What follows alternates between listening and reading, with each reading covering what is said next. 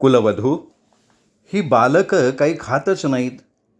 राजकुमारांना आपूप दिले, क्षीर पक्वान्न दिलं, पण बालकं कशालाच तोंड लावत नाहीत. भोजनशाळेचे प्रमुख कृतावलं आणि कुंदिनी अदबीनं उभे राहिले होते. चांदीची पंचपक्वान्नांनी भरलेली ताटं तशीच न उष्टवता पडली होती. कुश आणि लव दोघांचे चेहरे रडून म्लान झाले होते. उर्मिलेच्या हृदयात काहीतरी तुटलं. कुश आणि लव दोघं पित्यासारखे उंच होते. कुश श्रीरामांसारखा सावळा आणि लव सीतेसारखा गोरा. दोघांचं हसू आणि डोळे मातेचेच होते. विशेष करून लवच्या गालावरचा छोटासा तीळ थेट सीतेच्या गालावरच्या तिळासारखा होता. तिने त्या तिळाला हलकेच स्पर्श केला. तिला जीजीला हात लावल्याचा भास झाला. तिने त्याच्या डोक्यावरनं प्रेमाने हात फिरवला. दोघांना कुशीत घेण्याचा प्रयत्न केला. त्यांनी अंग आक्रसून घेतलं. सारखं पोटाशी घेणं या मोठ्या होणाऱ्या बालकांना रुचत नाहीये हे तिच्या लक्षात आलं होतं. दोघं पौगंडावस्थेच्या सीमेवर होते. तिच्या चित्रांगदापेक्षा 3 महिन्यांनी तर मोठे होते ते. या वयातल्या मुलांना असं सारखं सारखं कवटाळलेलं आवडत नाही.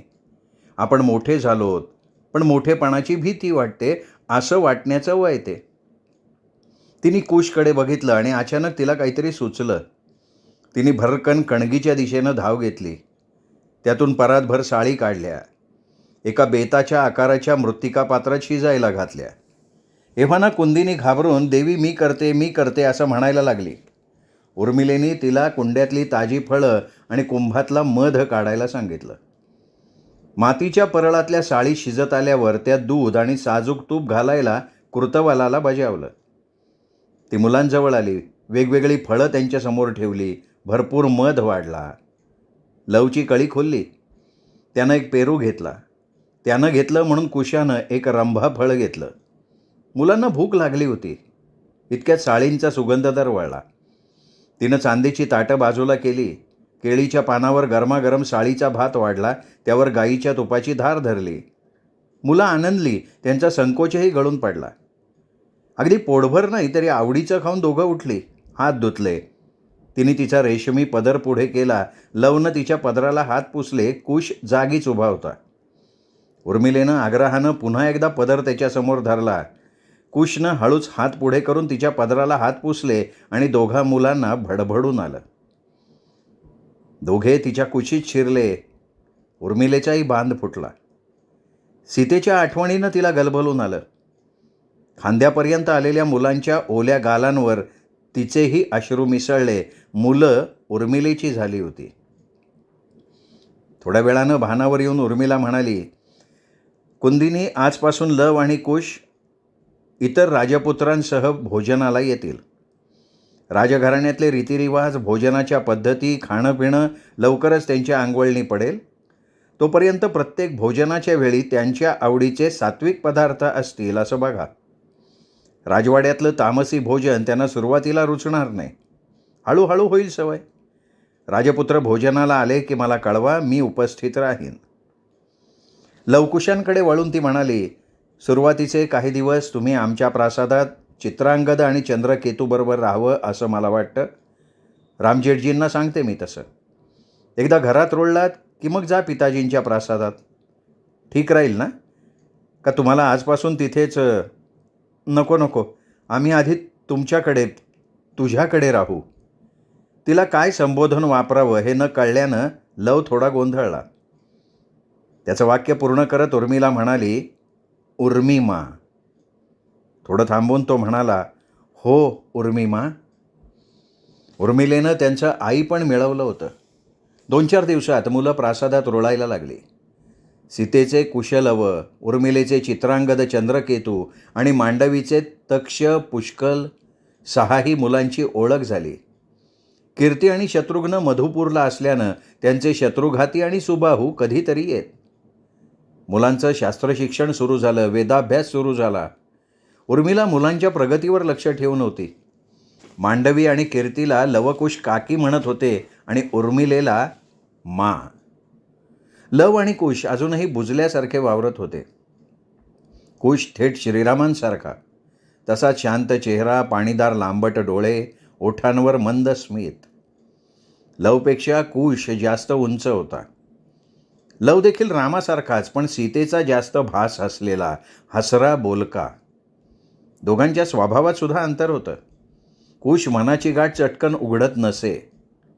कुश वयापेक्षा गंभीर, विचारी, फारसा कोणात न मिसळणारा होता. कुश वाघाच्या बछड्यांशी खेळायचा. पित्याच्या नजरेला नजर देताना त्याच्या डोळ्यात वीराची दाहकता दिसे.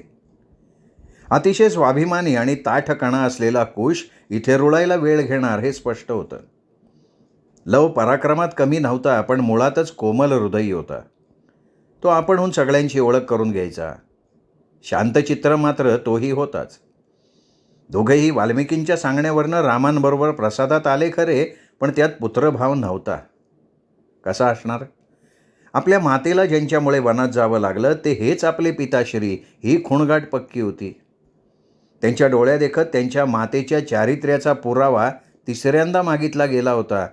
ते सहन न होऊन त्यांच्या मातेनं भूमीत उडी घेतली होती. मुलांना मातेच्या वियोगाचं दुःख होतं, पित्यावर राग होता. इतरांसाठी परमेश्वर असलेला ह्या स्वर्गासमान अयोध्येचा राजा त्यांच्या लेखी दोषी होता. ऋषी वाल्मिकींची अवज्ञा करायची नाही म्हणून ते दोघं अयोध्येच्या राजप्रासादात आले होते.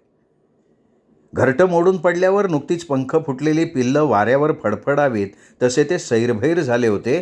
त्यांना पंखाखाली घ्यायला हवं होतं. उर्मिलेचं मन कळवळत होतं. कुशलवपेक्षा चित्रांगद 3 महिने लहान आणि चंद्रकेतू 2 वर्षांनी लहान. केतूला फार कळत नव्हतं, पण अंगदाला काहीतरी समजलं होतं. उर्मिलेनं चित्रांगदाला कुशलवांशी मैत्री करायला सांगितलं. हो, मैत्रीच. ते भाऊ आहेत हे तर सांगितलं, मात्र त्यांची सावली हो असं तिने मुळीच सांगितलं नाही. मुलांनी अशी कोणाची सावली होणं तिला मंजूर नव्हतं. ही अशी सावली होण्याची विद्ध भूतकाळातली धग तिला मुलांच्या भविष्यकाळाला लागू द्यायची नव्हती. परंतु भावंडात प्रेम नक्की असलं पाहिजे. उर्मिला त्यांना पट, बुद्धिबळ खेळायला प्रवृत्त करायची. कुश, लव, चित्रांगद, तक्ष, शत्रुघाती ही मोठी मुलं शिकारीला जायचा हट्ट करायला लागली. कुश आणि लव शिकारीत प्रवीण होते. उर्मिलाला थोडी चिंता वाटली. तिने त्यांना संमती दिली. पराक्रमी रघुवंशातले भावी राजे होते ते. त्यांना निडर व्हायला लागलं होतं आणि त्यांच्या मातांना सुद्धा. उर्मिला राजवाड्यातल्या सेवकांची व्यवस्था पाहायची. त्या दिवशी वाड्यातली दिवे उजळवणारी एक दासी मुसमुसत होती. उर्मिलेनं बेलाकरवी तिची चौकशी केली. चौकशीत कळलं तिच्या 8 वर्षाच्या मुलीचा एका 20 वर्षाच्या तरुणाशी विवाह झाला होता. उर्मिला दचकली. तिने त्या दासीला तिच्या प्रासादात बोलावून घेतलं. राजपुत्र तिथेच काही अंतरावर पट मांडून खेळत बसले होते. उर्मिलेनं दासीला विचारलं की हे असं करण्याचं कारण काय? दासी म्हणाली, मुलगी उफाड्याची आहे. आसपासच्या घरात तरुण मुलं आहेत. न जाणो मुलीचा पाय घसरला तर, म्हणून तिचा दूरच्या गावी विवाह करून दिला. मुलीच्या आठवणींनी ती रडतीये. उर्मिलेनं तिला जायला सांगितलं. तिने राजपुत्रांशी या विषयावर बोलणं केलं. तिने मुलांना विचारलं, अजाण बालिकेचा विवाह केला म्हणून या दासीला शासन व्हायला पाहिजे नाही का? तुम्हाला निवाडा करावा लागला तर हा प्रश्न तुम्ही कसा हाताळाल? मुलांनी थोडा विचार केला. लव म्हणाला, दासीला रागवून काही होणार नाही. स्त्रीचं शील या विषयावर समाजात प्रबोधन व्हायला हवं. स्त्री पुरुषांनी परस्परांचा आदर करायला हवा. अंगद म्हणाला, त्यासाठी घराघरात प्रत्येक नागरिकाच्या विचारात बदल करायला हवा. कुश म्हणाला, दासीला आपल्याच मुलीवर विश्वास वाटत नाहीये. स्त्रीला जन्मापासूनच सन्मान मिळाला, पुरुषांच्या समसमान शिक्षण मिळालं, स्त्री पुरुषात समानता आली तर तिला कमी लेखणं, तिला अपराधी समजणं बंद होईल. स्त्री आणि पुरुष हे मनुष्य आहेत हे समाजात रुजलं की या दासीच्या मुलीसारखे प्रश्नच उपस्थित होणार नाहीत. शासन हे याचं उत्तर नाही, तर शिक्षण हे याचं उत्तर आहे. उर्मिलेला पुढच्या पिढीचे बदलते विचार सुखावह वाटले. यांच्यावर योग्य संस्कार केले तर भविष्य उज्ज्वल आहे. तिने मनात काहीतरी निश्चय केला. कुशल अजूनही लक्ष्मण उर्मिलेच्या प्रासादात राहत होते. सकाळी राजपुत्र होम हवन मंत्रपठण झाल्यावर राजसभेत जाऊ लागले. युद्धशाळेसारखंच हेही एक प्रकारचं शिक्षणच होतं. कुश, लव आणि त्यांच्या पिताजींची तिथेच गाठ पडायची. श्रीरामांशी ते जुजबी बोलत. वडिलांनी आलिंगन दिलं तर अंग आक्रसून घेत. सगळं कुटुंब एकत्र भोजनाला येई. तिथेही ते पित्याजवळ आसन न लावता चित्रांगद चंद्रकेतूच्या जवळ बसत. पुत्र असे वडिलांपासून तुटायला नको होते. त्यांचे पिता एक महान चक्रवर्ती राजा होते. एक सच्छील विनयशील व्यक्ती होते. उर्मिलेनं लव, कुश दोघांशी बोलायचं ठरवलं. तो मुलांच्या अभ्यासक्रमातला कृषी अवलोकनाचा दिवस होता. राजपुत्रांना भूमी कशी पिकते, कृषीवलांचे प्रश्न काय असतात, अन्न निर्मितीत किती कष्ट असतात, याचंही शिक्षण ऋषी वामदेवांनी अभ्यासक्रमात ठेवलं होतं. भावी राज्यकर्त्यांसाठी ते आवश्यक होतं. त्यासाठी सगळे राजपुत्र अयोध्येच्या पूर्वेकडे एका शेतावर जाणार होते. उर्मिलेनी त्यांच्याबरोबर जायचं ठरवलं. शेतावरच वनभोजनाचा कार्यक्रम होता.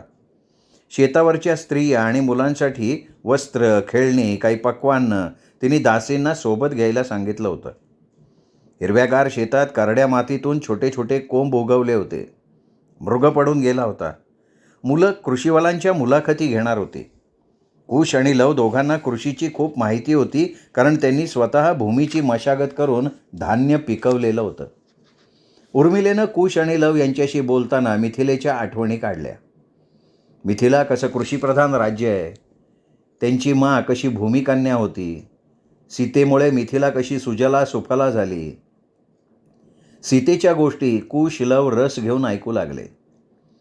इथे देखील राजाच्या दूरदृष्टीमुळे कोसल राज्यात कृषीला कसं महत्त्व दिलं आहे, ही भूमी राजानं शेतीसाठी कशी सुरक्षित केली आहे. उर्मिला अवांतर बोलत होती. राजाचा विषय आल्यावर दोघं गप्प झाले. तिने हळूच विचारलं, तुम्ही राजारामांची गाथा ऐकवायचात ना? त्यात सांगत होतात ना, राजा राम कसे कर्तव्यदक्ष आहेत, पराक्रमी आहेत, दयाळू आहेत, त्यांनी कसा राज्याचा विस्तार केला आहे. मी ऐकलं आहे तुमचं रामायण. मग आता तुमच्या पिताजींपासनं तुम्ही लांब का राहता? तेव्हा आम्हाला माहिती नव्हतं ना की हे आमचे पिताजी आहेत. त्यांनी आमच्या मावर अन्याय केला आहे. कुश म्हणाला. तुमची माँ पण असंच म्हणायची का? नाही, ती कधीच असं म्हटली नाही. ते महान आहेत असंच सांगितलं ती ना. परंतु जाताना ती म्हणाली ना की आता हे सहन होत नाही आणि ती गेली. तिच्याशी बोलताही आलं नाही. लव म्हणाला. हो, लौकिकार्थानं तिच्यावर अन्याय झाला, परंतु त्यामुळे राजा रामांची थोरवी कमी होत नाही. प्रत्येकाकडनं चुका होतात. कधीतरी परिस्थिती माणसाला तसं वागायला भाग पाडते. पण राजा राम कधीच पत्नीला विसरले नाहीत. त्यांनी दुसरा विवाह केला नाही. ते कर्तव्यपूर्तीसाठी कायम दक्ष राहिले. रावणासारख्या अतिशय विद्वान, महाप्रतापी आणि तेवढ्याच भयानक राजाला हरवणं सोपं नव्हतं. ते तुमच्या पिताजींनी केलं. पत्नी प्रेमासाठी त्यांनी किष्किंधा आणि लंका या 2 राज्यांच्या प्रतापी राजांशी टक्कर घेतली. वनातल्या लोकांना त्यांनी कुटुंबवत्सल करून समाजाच्या मुख्य प्रवाहात आणलं. त्यांचं पितृप्रेम, बंधुप्रेम आणि मातृप्रेम तुम्ही जाणता.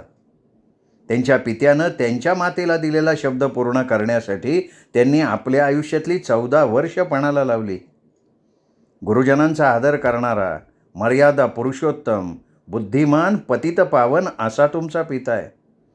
प्रजेसाठी मात्र त्यांनी त्यांच्या पत्नीचा त्याग करून एक कलंक लावून घेतला, परंतु या इतर गुणांपुढे त्यांचा एक दोष मोठा ठरत नाही. त्यांनी पतिकर्तव्यापेक्षा राजकर्तव्य श्रेष्ठ मानलं. त्यांना न्यायव्यवस्था पत्नीवरच्या आरोपांचं खंडन करायला वापरायची नव्हती, म्हणून लोकोपवाद टाळण्यासाठी त्यांनी सीताजीजीचा त्याग केला. पण एक राजा म्हणून ते थोरच आहेत. तुम्ही अजून लहान आहात. कदाचित तुम्ही फक्त त्यांच्या व्यक्तिमत्वाच्या एकाच बाजूचा विचार करताय. त्यांच्याही वाट्याला कायम प्रियजनांचा त्याग आणि दुःख आलंय. तुम्ही पिताजींशी प्रेमानं वागा, त्यांना समजून घेण्याचा प्रयत्न करा. उर्मिलेला आपणच हे सगळं सांगतोय हे खरं वाटत नव्हतं, परंतु रामजेठजींच्या गुणांबद्दल तिच्या मनात आदराचं स्थान होतं. तरीही सीतेवरचा अन्याय या विषयावर वेळोवेळी राजा रामांची कानउघाडणी करणं तिने कधीच थांबवलं नव्हतं. शेतातून परत आल्यानंतरच्या काही काळानं कुश लव यांच्यात हळूहळू बदल झाला. दोघं श्रीरामांच्या प्रासादात जाऊ लागले. नातं अगदी सुरळीत झालं असं नव्हतं, पण त्यांचा पिताजी म्हणून स्वीकार करायला दोघं तयार झाले होते. श्रीरामांचं पुत्रावर खूप प्रेम होतं. त्यांच्या मातेची उणीव भरून काढायला उर्मिला होतीच. तीनही मांची प्रकृती आताशा फारशी बरी नसायची. कौशल्या राणी अंथरुणावर असायच्या. उर्मिला आणि मांडवी त्यांच्या सेवा करतच होत्या. कौशल्यामांचा जास्त ओढा उर्मिलाकडे होता. त्यांच्या अखेरच्या काळात त्या एक क्षणही उर्मिलेला विसंबत नव्हत्या. त्यांचा लाडका रामही शेवटच्या काळात त्यांची शुश्रूषा करत होता. एक दिवस समाधानानं कौशल्यामांनी जगाचा निरोप घेतला. राजमातेच्या निधनामुळे अयोध्येतले ध्वज अर्ध्यावर उतरले. राजमातेच्या पदाला शोभतील असे त्यांचे अंत्यसंस्कार झाले. 6 महिन्यात कैकईमा वाटिकेत पाय घसरून पडल्याचं निमित्त झालं. काही दिवस त्या अंथरुणात राहिल्या. त्यांच्या शेवटच्या काळात मांडवीपेक्षा त्यांना उर्मिला हवी असायची. त्यांचा भाऊ युधाजित त्यांच्या अंतिम समयी अयोध्येत आला होता. कैकईमांनी सर्व कुटुंबियांना एकत्र बोलवलं. त्यांना काहीतरी सांगायचं होतं. मी सर्वांसमक्ष सांगतेय की माझ्या हातून जे घडलं ते चूक होतं. त्याची शिक्षा सगळ्यांनाच मिळाली, परंतु तेव्हा मला फक्त उर्मिलेनं समजून घेतलं. उर्मिलेचे डोळे पाणवले. तिने त्यांच्या मुखावर हात ठेवला आणि म्हणाली, बोलू नका, कष्ट होतील. कैकईमा म्हणाल्या, मला बोलू दे पुत्री. स्वतः एकटेपणाच्या आगीत जळत असूनही उर्मिलेनं मला क्षमा केली होती. ती म्हणाली, चुका प्रत्येकाकडनं होतात, त्या सोडून देता आल्या पाहिजेत. कटू भूतकाळ विसरता आला पाहिजे. तिने माझी बाजू घेऊन कौशल्या राणींकडे माझी रदबदली केली. आमचा सवती मत्सर कायमचा संपवला. हे गैरसमज दूर झाल्यावर आम्ही पहिल्यांदा बहिणीसारख्या वागलो आणि तिने मोठे उपकार माझ्यावर केले. ते म्हणजे माझ्या भरताला माझ्याकडे परत आणलं. भरत त्यांच्या पायाशी बसला होता. ही गोष्ट कोणालाच ठाऊक नाही. मातेवर अतिशय रागावलेल्या, नंदीग्रामात रामाच्या पादुका सांभाळणाऱ्या भरताला उर्मिलेने एकदा चांगलं खडसावलं होतं. तिने नंदीग्रामात जाऊन भरताची भेट घेतली होती. उर्मिला भरताला म्हणाली होती, उंचावरून खाली पडताना माणूस काय करतो? आधारासाठी हात उंचावतो. हाताला लागेल त्याचा आधार घेतो. माकडीण काय करते माहिती आहे? आधी पिल्लाला पोटाशी घेते आणि मग उडी मारते. विंचवी तिच्या पिल्लांना पाठीवर घेऊन फिरते. प्राण्यांमध्ये सुद्धा आपल्या अपत्याला वाचवण्याची भावना प्रबळ असते, मग मनुष्यात का नसेल? कैकईमांनी जे केलं ते फक्त आपल्या पुत्रासाठी केलं. तेही त्यांच्या पित्याला दशरथ पिताजींनी वचन दिलं होतं म्हणून केलं. पण कैकईमांना त्याचे भयंकर परिणाम जाणवले तेव्हा त्या तो वर मागे घ्यायला तयार झाल्या होत्या. या गोष्टीचा आपण का नाही विचार करत? रामजेठजी कैकईमांना क्षमा करू शकतात, मग आपण का नाही? आणि मग भरतानं मला पुन्हा मा म्हटलं. उर्मिलेनंच मला शपथ घातली होती हे कोणाला न सांगण्याची. उर्मिला स्वतः दुःखात असून साऱ्या अयोध्येसाठी, परिवारासाठी ती धडपडत होती. लक्ष्मणा, तिला कधीही दुःख देऊ नकोस. फार सोसलंय रे तिने. सगळ्यांच्या डोळ्यात अश्रू होते. कैकईमांनी मनातलं बोलून सुखानं डोळे मिटले. त्यानंतर वर्षभरात सांसारिक व्यापातून विरक्त झालेल्या सुमित्रामांना झोपेतच शांत मरण आलं. एक पिढी कालवश झाली होती. ती जगराहाटी होती. परिवर्तन हा जीवनाचा आत्मा आहे. जुनं जाणं, नवीन येणं हा जगाचा नियम आहे. नव्या पालवीसाठी जुनी पानगळ व्हावीच लागते. रघुकुळाची पुढची पिढी ज्येष्ठांच्या आशीर्वादानं सर्व कौशल्यात निपुण झालेली होती. श्रोतेहो, याबरोबरच अयोध्येची उर्मिला या स्मिता दातार लिखित कादंबरीचा आजचा भाग संपला. पुढचा भाग ऐकण्यासाठी उद्या भेटूयात दीपक रेगे कथाकथन चॅनलवर. नमस्कार श्रोतेहो.